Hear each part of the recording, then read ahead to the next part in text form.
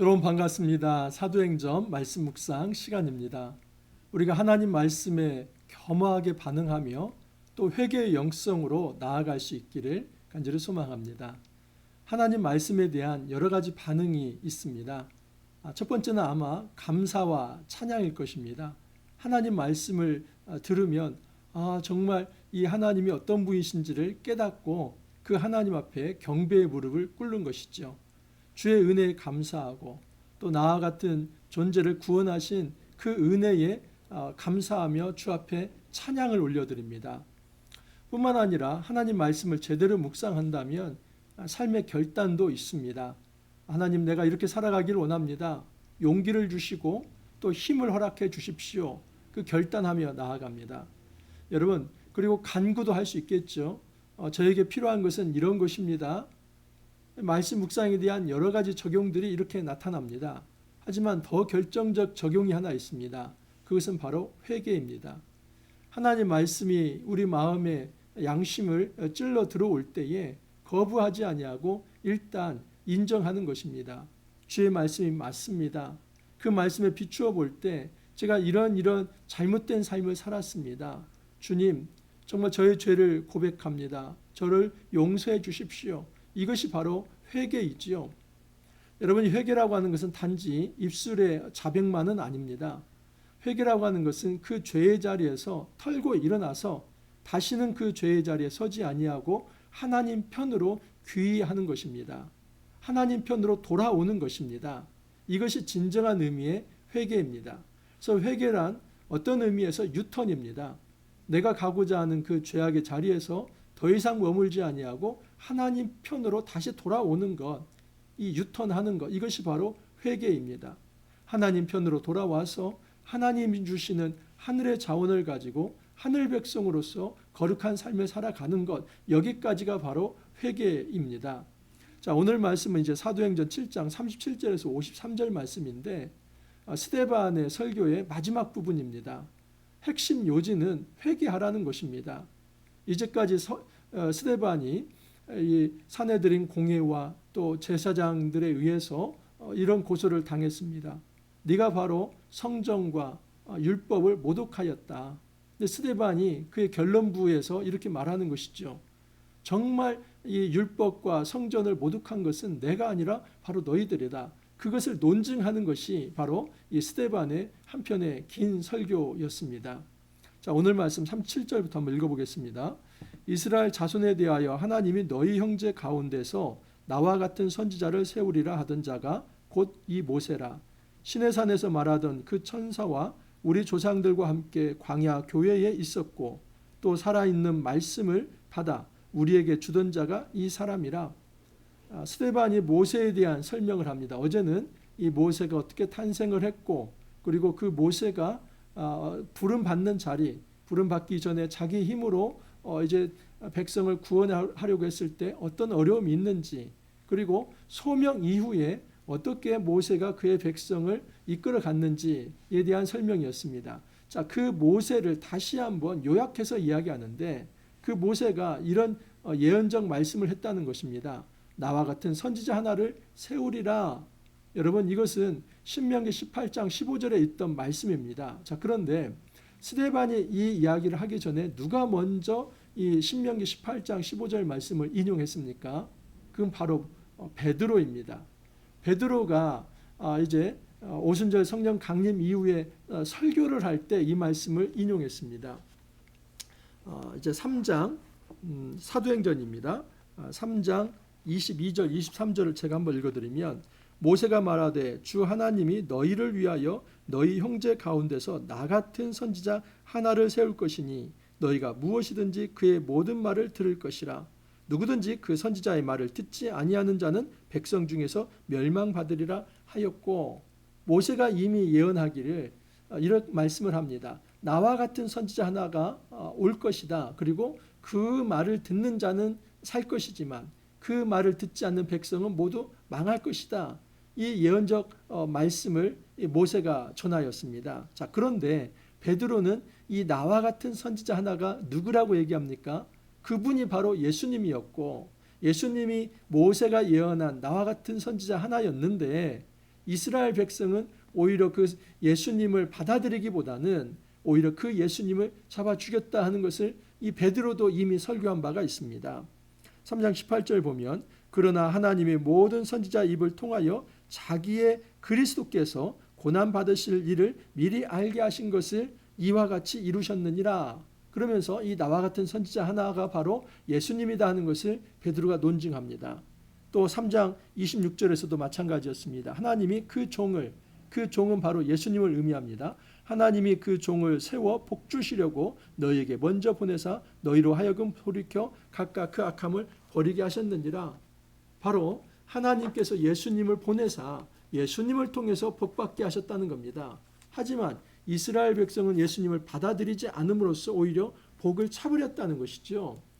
여러분, 베드로가 이미 지금 신명기 18장 15절을 인용하면서 모세가 예언했던 나와 같은 선지자 하나인 그 예수를 이스라엘 백성이 인정하지도 않고 박대하며 오히려 십자가에 넘겨줬다. 이 죄가 얼마나 큰 죄인가, 이것을 모세가 말한 바 있습니다. 지금 스데반도 똑같이 그 말씀을 받은 것입니다. 그 모세가 말한 나와 같은 선지자 하나, 그를 바로 너희들이 잡아 죽인 거 아닌가. 여러분, 모세는 광야교회에서 말씀의 전달자였습니다. 이 말씀을 받고 이스라엘 백성은 하나님 백성으로 살아가야 했지만 광야 세월 40년 동안 이스라엘이 행한 것을 보면 하나님 백성으로서 말씀에 순종하는 삶이 아니라 말씀에 불순종하고 오히려 하늘의 신을 떠받들어 섬기며 그 패역한 삶을 살아갔습니다. 우리 조상들이 모세에게 복종하지 아니하고자 하여 거절하며 그 마음이 도리어 애굽으로 향하여 아론더러 이르되 우리를 인도할 신들을 우리를 위하여 만들라. 애굽 땅에서 우리를 인도하던 이 모세는 어떻게 되었는지 알지 못하노라 하고 그때에 그들이 송아지를 만들고 그 우상 앞에서 제사하며 자기 손으로 만든 것을 기뻐하더니, 여러분, 출애굽기 32장에 의하면 금송아지 만든 사건이 나오지요. 이스라엘 백성이 지금 모세는 시내산 정상 위로 하나님 말씀을 받으러 떠났습니다. 그 새를 못 참고 모세에게 모세는 이제 없다. 우리를 인도할 사람도 없고 우리를 인도한 신도 지금 보이지 않는다. 우리를 인도할 신, 그 신을 좀 눈에 보이게 나타나게 하라. 그 아론을 닥달했습니다. 아론은 여기에서 강력하게 거부를 했어야 하는데 그 백성들의 말에 휘둘려서, 여러분, 이 금송아지는 바로 애굽의 신입니다. 애굽의 그 송아지를 이제 소를 섬기지 않습니까? 근데 그 신의 모양을 이제 금으로 만든 것입니다. 그러면서 이 금송아지가 바로 여호와다.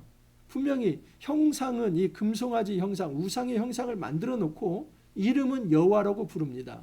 여러분, 그것이 정말 여호와입니까? 이건 여호와 이름을 망령되하는 것이고, 또 십계명의 2계명에 너를 위하여 어떤 우상도 만들지 말라 하는 그 십계명 제2계명을 어긴 것이고, 제1계명에 나 외에 다른 신을 내게 있게 하지 말라, 그 계명까지 1, 2, 3계명을 다 어긴 것입니다. 여러분, 이처럼 이스라엘 백성은 모세가 하나님과 백성의 중보자였지만 그 중보자의 말을 듣지 아니하고 오히려 우상 숭배하며 하나님 말씀에 불순종하였다는 것을 말을 합니다. 또한 하나님이 외면하사 그들을 그 하늘의 군대 섬기는 일에 버려두셨으니 하나님은 유기하십니다. 그래서 그들이 하늘의 군대, 하늘의 신을 섬기는 것을 내버려 두신 것입니다. 너희가 광야에서 40년간 희생과 제물을 내게 드린 일이 있었느냐? 없었다는 겁니다. 광야에서 마땅히 하나님을 섬기어야 할 이스라엘 백성은 하나님을 섬기지 아니하고 하늘의 신을 섬겼습니다. 그 하늘의 신이 몰록의 장막 신 레판의 별로 등장하고 있습니다. 이 몰록은 가나안의 신입니다. 하늘과 태양의 신입니다. 또한 여기 레판이 나오는데 레파 그럽니다. 이것은 이 태양의 신인데 이것은 애굽의 신입니다. 둘 모두 하늘을 상징하고 있습니다. 다시 말해서 몰록의 장막과 신 레판의 별을 받들고 섬겼다는 것은 너희들이 하나님 여호와 하나님을 떠나서 그냥 하늘의 신을 섬겼다는 겁니다. 여러분, 이것은 패역한 일이죠. 정말 이스라엘 백성이 여호와 하나님을 말씀에 순종하며 그 하나님을 섬겼어야 하는데 눈에 보이는 금송아지를 만들고 또 몰록의 장막과 신네판의 별을 섬기면서 하나님을 떠나서 우상 숭배했다는 것을 말하고 있습니다. 이것은 너희가 절하고자 하여 만든 형상이로다. 그래서 하나님이 어떻게 합니까? 내가 너희를 바벨론 밖으로 옮기리라 함과 같으니라. 그래서 이스라엘 백성이 결국 바벨론으로 옮겨지는 것은 이 우상 숭배가 결정적 영향을 끼쳤다 하는 것입니다. 그러면 여러분, 이스라엘 사회에 하나님의 임재가 없었는가? 하나님의 성전은 없었는가? 아니요. 하나님의 성전도 있고 하나님의 임재도 있었는데 이스라엘 백성은 하나님을 떠나서 우상을 섬겼기 때문에 결국 바벨론 포로가 되었다는 것입니다. 그렇기 때문에 너희들이 지금 이 헤롯 성전을 이처럼 자랑하며 이 헤롯 성전이 있기 때문에 우리가 하나님의 임재를 경험하고 하나님의 자녀라고 그렇게 말을 하는데, 광야에 너희 조상들도 장막이 있었음에도 불구하고 하나님을 섬기는 것이 아니라 오히려 너희들이 만들어낸 그 우상을 섬겼다. 그 죄를 그대로 너희들도 지금 이어받고 있다 하는 것입니다. 그러면서 이제 이 광야에서 만들어진 장막, 그리고 다윗의 그리고 솔로몬에 의해서 만들어진 이 솔로몬 성전을 이야기합니다. 이것은 모세에게 말씀하신 이가 명하사 그가 본 그 양식대로 만들게 하신 것이라. 이 광야의 장막이 그렇다는 겁니다. 여호수아와 함께 가지고 들어가서 다윗 때까지 이르니라. 그래서 다윗 때까지는 성막, 이 텐트가 하나님의 장막이었죠. 이때까지 건물이 아니었습니다. 더 이상 이 건물만이 오직 하나님의 성전이라고 자랑하지 말라는 겁니다. 오히려 하나님의 성소는 이동식 텐트였었습니다. 다윗이 하나님 앞에서 은혜를 받아 야곱의 집을 위하여 하나님의 처소를 준비하게 하여 달라고 간구했습니다. 여러분, 여기에 대해서 하나님께서 뭐라고 대답하셨냐면, 솔로몬이 그를 위하여 집을 지었느니라. 그러나 지극히 높으신 이는 손으로 지은 곳에 계시지 아니하시나니 선지자가 말한 바 주께서 이르시되 하늘은 나의 보좌요 땅은 나의 발등상이니 너희가 나를 위하여 무슨 집을 짓겠으며 나의 안식할 처소가 어디냐.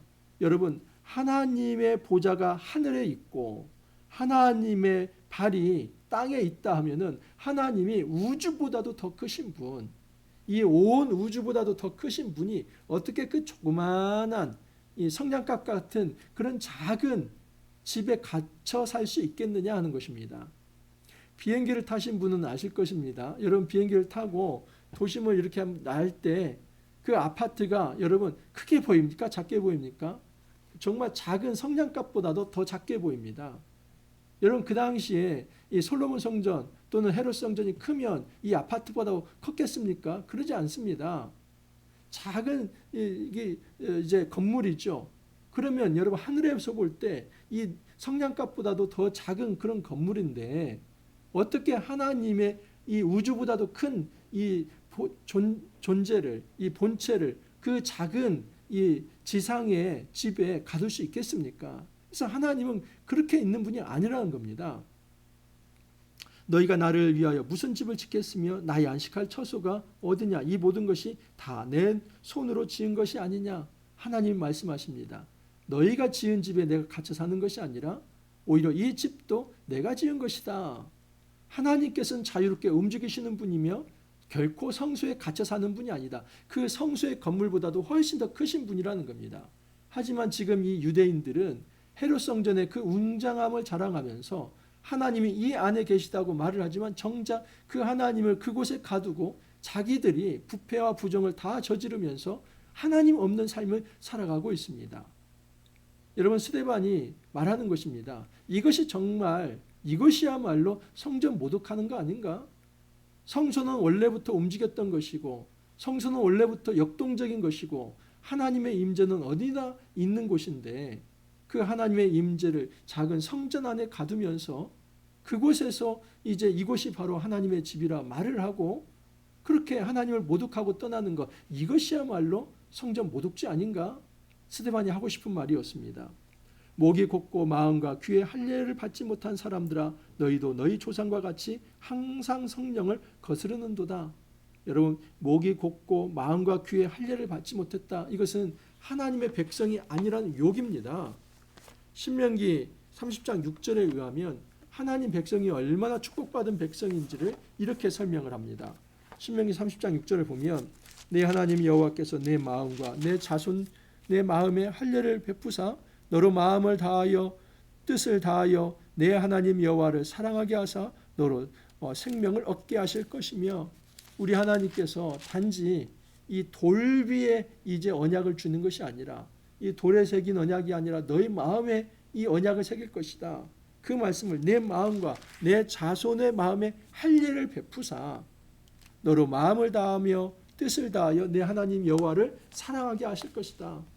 여호와를 사랑하는 그 마음까지도 하나님이 주시는데 어떻게 해야 가능하다고요?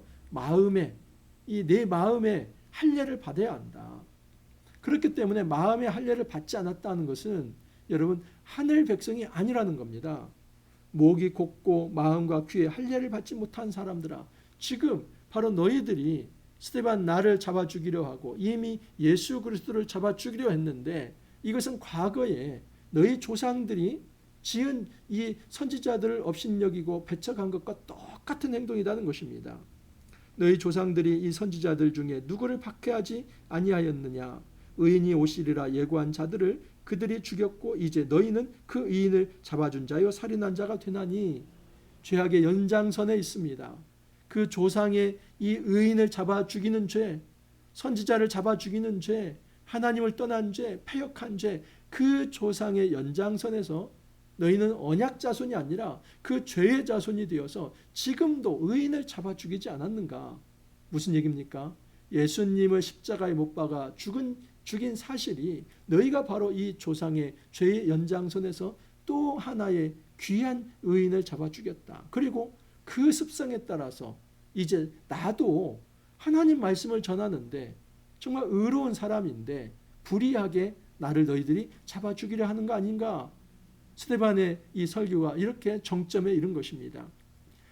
사내들인 공회와 대제사장은 스데반을 고소했습니다. 네가 율법을 모독하고 성전을 모독했다, 그렇게 고소했습니다. 하지만 스데반은 여기에 대한 변호를 합니다. 단지 자기가 살고자 하는 변호가 아니라 이 변호는 죽음을 각오하고 내가 성전과 이 율법을 모독한 게 아니라 너희들이 바로 성전과 율법을 모독한 것이다. 이 하나님의 복음을 드러내며 이 하나님 나라 역사가 어떻게 흘러왔는가, 너희들은 지금 패역한 세대다 하는 것을 분명히 이야기를 합니다. 너희는 천사가 전한 율법을 받고도 지키지 아니하였도다. 진짜 율법을 모독한 이들은 바로 너희다 하는 것을 이야기하면서 이 설교를 맺습니다. 여러분, 이 말씀에서 스데반이 하고 싶은 말은 아마 이것일 것입니다. 내가 아니라 너희들이 죄를 지었기 때문에, 내가 율법을 어긴 게 아니라 너희들이 율법을 어긴 것이기 때문에 지금 너희들이 해야 할 일은 바로 회개이다. 여러분, 이 말씀을 듣고 돌아오면 그 사람은 살 수 있습니다. 형제다 우리가 어찌할꼬 하면서 가슴을 찢으며 자기들이 예수를 십자가에 못 박은 것에 대해 탄식하며 주 용서하십시오, 그렇게 돌아오는 자는 살 길이 있습니다. 하지만 그렇지 아니하고 끝까지 자기의 의를 주장하면서 오히려 예수 믿는 자들을 억압하려고 하는 그 위치에 선다면 그 사람은 영원한 지옥 형벌을 맛볼 수밖에 없을 것입니다. 목사님, 저는 적어도 이런 죄는 짓지 않았습니다. 아니요. 여러분, 우리 삶 속에서도 예수를 십자가에 2번, 3번, 10번 이상을 더 죽이지 않습니까? 우리가 예수를 믿습니다 한번 고백으로 끝날 일이 아니라 우리의 삶에서 여전히 주님의 마음을 아프게 하는 일이 있다면, 하나님 말씀에 불순종한다면, 그 말씀을 가까이 여기지 않는다면 우리도 여전히 죄악 가운데 있는 자입니다. 여러분, 그나마 이 말씀을 듣는 이 분들은 저는 귀한 분들이라 생각을 합니다. 왜냐하면 말씀에 관심이 있기 때문입니다. 정말 이 시대에 말씀에 관심이 없습니다. 아무리 제가 이렇게 영상을 찍어 올려도 이 메시지를 아예 듣지 못하는 사람이 있습니다. 왜 그렇습니까? 말씀에 관심이 없지요. 정말 회개할 존재들이 있지요. 근데 아예 말씀 자체가 닿지 않는 것에 대한 안타까운 마음이 있습니다. 우선 저희들이 이 말씀을 들었다면 회개의 영성을 가져야만 합니다. 저부터 마찬가지입니다. 우리가 하나님 앞에서 목을 곧게 하며 마음과 이제 귀에 할례를 받지 못하는 그런 패역한 세대가 되는 것이 아니라 우리 마음에 할례를 받아야만 합니다. 새로운 마음으로 태어나야만 합니다. 우리 마음에 성령이 임재해야만 합니다. 내 생각과 내 의지로 그렇게 탐욕을 부리며 살아가는 것이 아니라, 죄를 추구하는 것이 아니라 성령이 내 안에 운동하시면서 그 성령의 지배를 받고 성령의 인도하심을 따라 살아가는 것입니다. 이것이 바로 하늘 백성이 추구해야 할 거룩한 삶입니다. 우리가 회개하길 바랍니다. 이전까지 주님을 제대로 섬기지 못한 것이 생각난다면 이 시간에 미루지 말고 주님 용서해 주십시오. 주님을 십자가에 떠넘긴 그 죄가 2000년 전에 그 유대인들만의 죄가 아니라 바로 저의 죄입니다. 저희 죄 때문에 주님이 죽으셨습니다. 주님 용서하여 주시고 우리를 받아주시며 이제는 하늘 백성으로 살아갈 수 있도록 힘과 용기를 허락해 주시고 날마다 말씀을 공급해 주시고 성령께서 임재하여 주옵소서. 우리가 그 기도를 함께 드릴 수 있기를 간절히 소망합니다. 이렇게 기도합니다. 주님 감사합니다. 말씀을 통해서 회개의 영성이 얼마나 중요한지를 가르쳐 주시니 감사합니다. 주님, 스데반이 고소를 당했습니다. 율법과 성전을 못 오겠다는 고소를 당했습니다. 그것에 대한 항변의 이 설교를 하게 되었습니다. 정작 스데반이 말하기를 정말 내가 이런 죄를 지은 것이 아니라 너희 유대인이야말로 율법과 성전을 모독하였다라고 지적하면서 회개를 촉구합니다. 주님, 이 말씀을 2000년 전에 그 먼 옛날의 말씀이 아니라 우리가 유대인의 입장이 되어서 혹시라도 우리가 예수 그리스도를 십자가에 못 박은 그 패역한 죄가 있다면 주 앞에 고백하기를 원합니다. 말씀을 떠나 살았던 삶, 성령을 의식하지 않았던 삶, 하나님 없이도 내 힘으로 살아가려고 했던 그 모든 것을 회개하며 주 앞에 돌아옵니다. 주님, 저희들을 용서하여 주시고 받아 주옵소서. 이후의 모든 삶이 이제는 성령 충만한 삶이 되어서 하나님 자녀로서 주의 영광 가운데서 자유를 누리며 생명을 누리며 평화를 누리며 하나님 나라를 위해서 힘쓰고 애쓰는 거룩한 삶 살아갈 수 있도록 주님 축복하여 주옵소서. 주님 감사하옵고 예수님 이름으로 기도하옵나이다. 아멘. 여러분, 우리가 하나님 백성입니다. 사도행전 묵상하면서 특별히 오늘 말씀과 같이 하나님께서 우리에게 경고하실 때는 회개하면서 주님의 그 은혜를 붙들면서 더 힘차게 하나님을 향해 나아가기를 바라고 주님이 주시는 힘으로 용기를 얻고 그렇게 살아갈 수 있기를 바랍니다. 또 오늘 하루도 여러분 화이팅 하시고 내일 찾아뵙도록 하겠습니다. 감사합니다.